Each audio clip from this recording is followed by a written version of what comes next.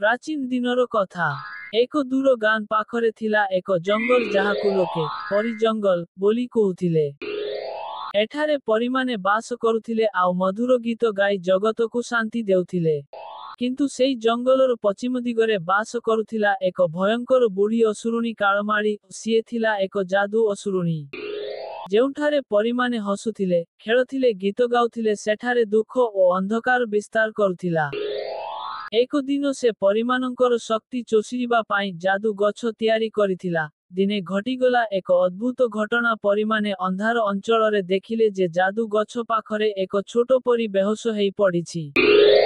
समस्ते भयभीत किंतु एठी आसिले परी रानी तारापरी। से कहिले जदि काळमाळी अंकु एही अंधकार रास्तारु फेराई आनी पारिबु तेबे एही जंगल पुनी आलोकित हेबो।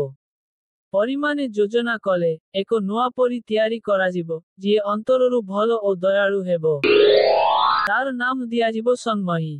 तापरे सन्मयी एकाकी काळमाळी रो गुफाकु गले।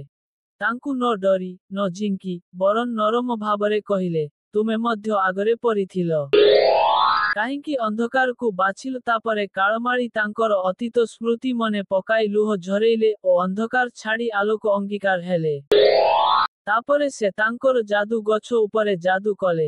एबे एही गछ दुख नुहे शक्ति ओ शांति विकिरण करुथिला। परी जंगल पुनी आलोकित हेला।